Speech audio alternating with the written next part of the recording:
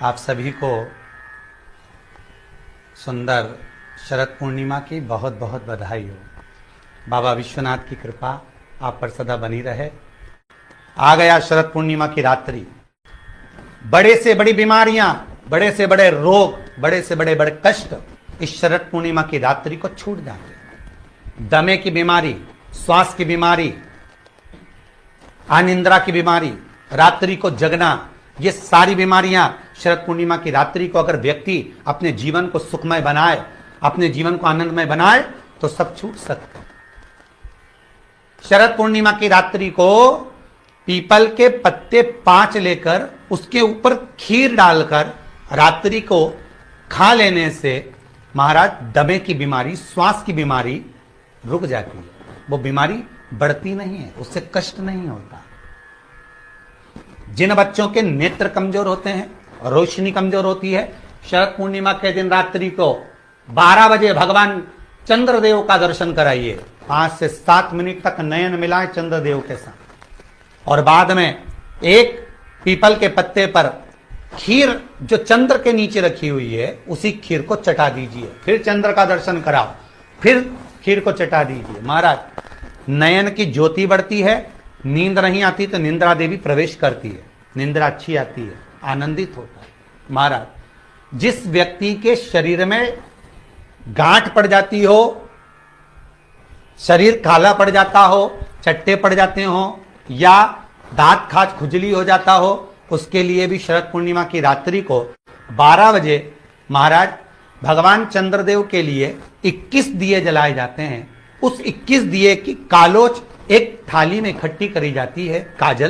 कालोच को इकट्ठी कर कर शरीर में गाय के घी के साथ में जहां जहां जगह पर चट्टे हैं, गांठ है, वहां लगाया जाता है। उसको 5 या 7 दिन लगाइए। उसके बाद में रोज प्रतिदिन लगाने के आधे घंटे बाद स्नान कर लीजिए, आराम लगना प्रारंभ हो जाता है। महाराज आज शरद पूर्णिमा की रात्रि से लेकर कार्तिक पूर्णिमा की रात्रि के बीच में जो दामोदर भगवान का, कृष्ण का, शिव का मंगल आनंद करेगा, अभिषेक करेगा, पूजन करेगा, स्मरण करेगा, उसके सारे दुख दरिद्र दूर हो जाएंगे।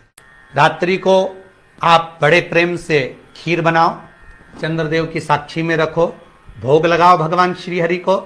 बन सके अगर लक्ष्मी की कमी है, लक्ष्मी नहीं आ रही है, व्यापार नहीं चल रहा है, तकलीफ बहुत ज्यादा है, घर में कष्ट है, कर्जा ज्यादा है, तो एक तांबे के कलश के ऊपर, तांबे के कलश में पानी भरना, कटोरी रखना, उस पर लक्ष्मी जी की मूर्ति रखना।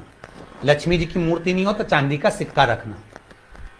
उसके सम्मुख में आप 31 दीपक घी के लंबी बाती के जला देना।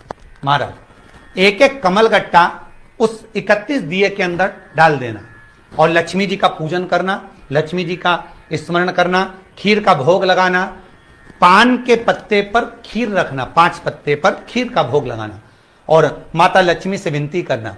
सुबेरे 4 बजे तक वो रखे रहने देना, सुबह 4 बजे वो उठाना, लक्ष्मी को वापिस तिजोरी में या सिक्का हो तो उसको अलमारी में रख देना। जो खीर बनी है वो प्रसाद के रूप में सुबह 8 बजे, 10 बजे, 9 बजे जब खाना हो प्रेम से पाना। माता जो दिए लगाए हैं वो ठंडे हो गए होंगे, उनको रखे रहने देना, बाद में काम आते रहेंगे, या दिए विसर्जन करना हो तो आपकी मर्जी है।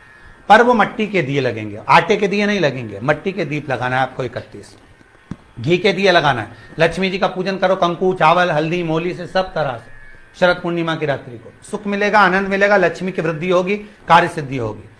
दूसरा क्रम, अगर कार्तिक पूर्णिमा हो, शरद पूर्णिमा हो, ये दोनों पूर्णिमा पर शरद पूर्णिमा के दिन आप शाम को प्रदोष काल के समय 4:30 बजे से 6 बजे के बीच में 1 लोटा पानी, उसमें 5 बेलपत्र रखकर, 1 कमलगट्टा डालकर भगवान चंद्रेश्वर महादेव के नाम से भगवान शंकर को चढ़ा दीजिए। आपकी जो कामना हो वो कामना कर कर चढ़ाएं। विनती करें चंद्रेश्वर महादेव को और निवेदन करें कि हमारा ये कार्य सफल हो। केवल शरद पूर्णिमा के दिन चढ़ाइए, कार्तिक पूर्णिमा तक क्या फल मिलता है हमको जरूर बताइए। आज भी शरद पूर्णिमा की रात्रि को और कार्तिक पूर्णिमा की रात्रि को गर्भवती नारी अपनी नाभि पर यदि चंद्र की दृष्टि पड़वा लेती है तो बच्चा विकलांग पैदा नहीं होता है। गर्भ से जो बालक होगा श्रेष्ठ होगा, विद्वान होगा, चतुर होगा, पढ़ने में होशियार होगा, क्योंकि ये चंद्र की किरणें जब समुद्र में उछाल ला सकती हैं तो आपके जीवन में भी तरक्की ला सकती, उछाल ला सकती। काया में, शरीर के अंदर, काया के अंतर्गत कितना भी रोग, कितना भी रोग,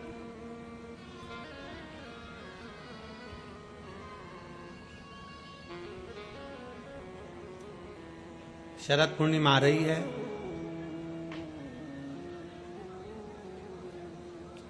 सोलह तारीख के रात्रि के समय पर, शाम का समय हो, प्रदोष काल का समय हो, अगर डॉक्टर ने कह दिया कि शरीर में ये रोग है और ये रोग जाने वाला नहीं है, ये रोग समाप्त होने वाला नहीं,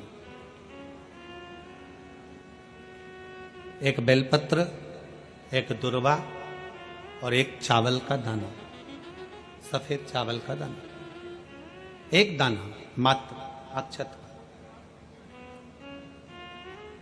सोमेश्वर भगवान शंकर के नाम का उच्चारण कर कर,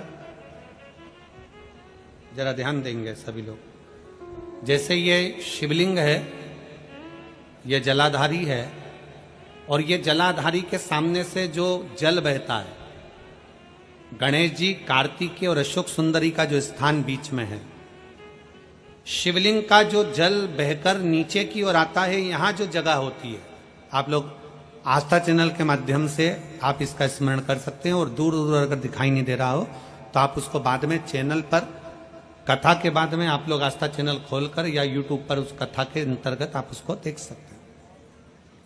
ये शिवलिंग जलाधारी, जल बहने का स्थान, ये शिवलिंग के सामने जो स्थान होता है, यहां से पानी चढ़ाते हैं तो बहकर जो नीचे आता है, जितना मोटा ये जलाधारी का स्थान होता है, इसी स्थान पर एक चावल का दाना, एक दुर्वा, एक बेलपत्र खड़ी की खड़ी यहां समर्पित करें। बेलपत्री का डंडी का मुख नीचे हो, बड़े पत्ती का मुख ऊपर की ओर, दुर्वा का भाग ऊपर की ओर हो, चावल का एक दाना यहां समर्पित कर दें।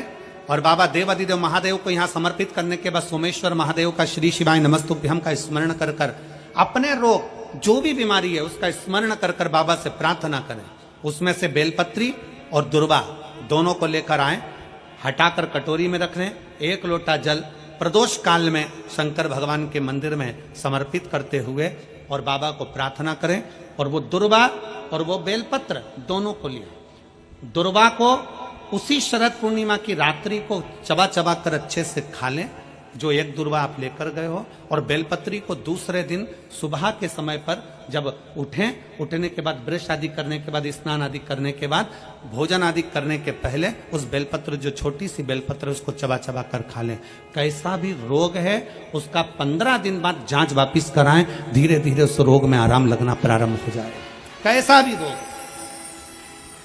शरद पूर्णिमा पर चंद्रेश्वर महादेव की शिव महापुराण की कथा फिरोजाबाद के इस पवित्र प्रांगण के अंतर्गत आप और हम श्रवण कर रहे हैं। शिव तत्व की प्राप्ति कैसे हो।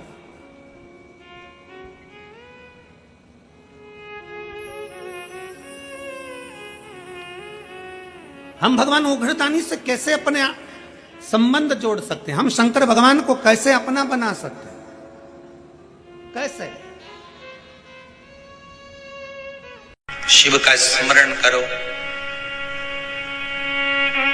पूर्णिमा के दिन चावल का एक आखा दाना जानते हो, पूरा खंडित चावल नहीं, कितना चावल, एक दाना चावल का शंकर भगवान के शिवलिंग पर समर्पित करिए।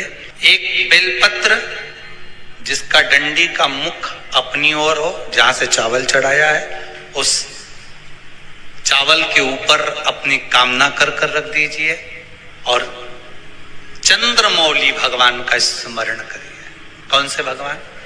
शंकर भगवान का सर्वश्रेष्ठ सुंदर नाम है चंद्रमौली। चंद्रमौली भगवान का स्मरण करिए, अपनी कामना कर कर बेलपत्र समर्पित कर कर शिव जी पर एक लोटा पानी, एक जल पात्र समर्पित करो, कलश से जल चढ़ा दीजिए, नैनों में वो जल लगाकर अपनी कामना कर कर वापिस घर को आइए। अगली पूर्णिमा आएगी, जो कामना करी है मेरा चंद्रमौली भोलेनाथ उसे पूर्ण कर ही देगा। पीपल का एक पत्ता, उस पत्ते पर थोड़ा सा चावल, थोड़ा सा चावल, पूर्णिमा की रात्रि को अपने हाथ में लेकर अपने नयनों से लगाकर शरीर पर से स्वयं उतारकर उसको दरवाजे के पास रख दीजिए। पूर्णिमा की रात्रि को पूर्ण होने पर उस चावल को दूसरे दिन सूंघ कर बहते हुए पानी में डाल दीजिए। महाराज कितने भी रोग से ग्रसित हो गए, पीपल का एक पत्ता 52,000 ब्राह्मण की साक्षी कराता है। महाराज बहुत ध्यान देना, पीपल के वृक्ष में स्वयं नारायणता मेरे कृष्ण का वास है। स्वयं भगवान गीता के अंतर्गत कहते हैं कि मैं पूर्णिमा के दिन आप शाम को प्रदोष काल के समय 4:30 बजे से 6 बजे के बीच में 1 लोटा पानी, उसमें 5 बेलपत्र रखकर, एक कमलगट्टा डालकर भगवान चंद्रेश्वर महादेव के नाम से भगवान शंकर को चढ़ा दीजिए। आपकी जो कामना हो वो कामना कर चढ़ाएं, विनती करें चंद्रेश्वर महादेव को और निवेदन करें कि हमारा ये कार्य सफल हो। केवल पूर्णिमा के दिन चढ़ाइए, कार्तिक पूर्णिमा तक क्या फल मिलता है।